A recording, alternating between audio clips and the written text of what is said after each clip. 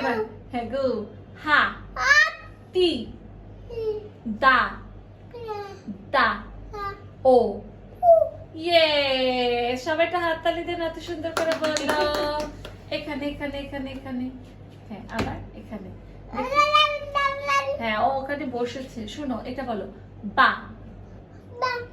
বাক দা ও গুড এখানে রাখো এখানে জিপ জিপ বলো জিপ জিপ জিপ জিপ বলো বলো বলো রা রা দা দা দা দা দা হ্যাঁ, শব্দ বলো দা দা ও ও বলো ওইদিক বলো ও ইয়ে সুন্দর এখানে রাখি এখানে এখানে এখানে এখানে এখানে হ্যাঁ এখানে আরেকটু দাও আচ্ছা খালামা আচ্ছা সন্ধ্যা হয়ে গেছে। এই যে এবার বলি জি ই রাখো জি রা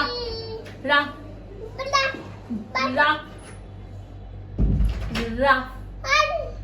দা ও ভেরি গুড তার মানে ওর যেহেতু আর্টিকুলেশন সমস্যা উচ্চারণের সমস্যা এবং ওর জিহ্বা নাড়ানো টাং মুভমেন্টের প্রবলেম এই জন্য আপনাকে এক একটা বর্ণ এক একটা শব্দের বর্ণ ভাগ করে কোনখানে আমার জিহ্বা কোন প্যালেটে কোন জায়গাটাতে বসছে কোনখানে আমি নাড়াচ্ছি কোন শব্দের সাথে জিহ্বা কোন দিকে ঘোরাবো ওই জিনিসটাও মাথায় নিতে পারছে না ওই সেন্সটা গ্রো করতে পারছে না আপনাকে এভাবে সামনাসামনি বসে এ ধরনের খেলা হোক ছবি হোক এগুলো দেখিয়ে আপনার ঠোঁট জিহ্বা এবং মুখের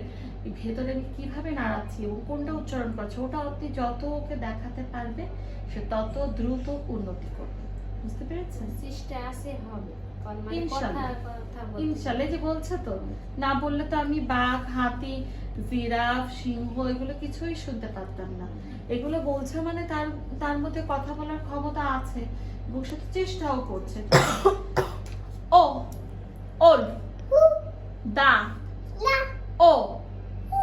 প্রথমে যখন সে দাও বলছিল অত ক্লিয়ার ছিল না কয়েকবার বলার পর এখন কিন্তু দাওটা বেশ ক্লিয়ার করে বলছে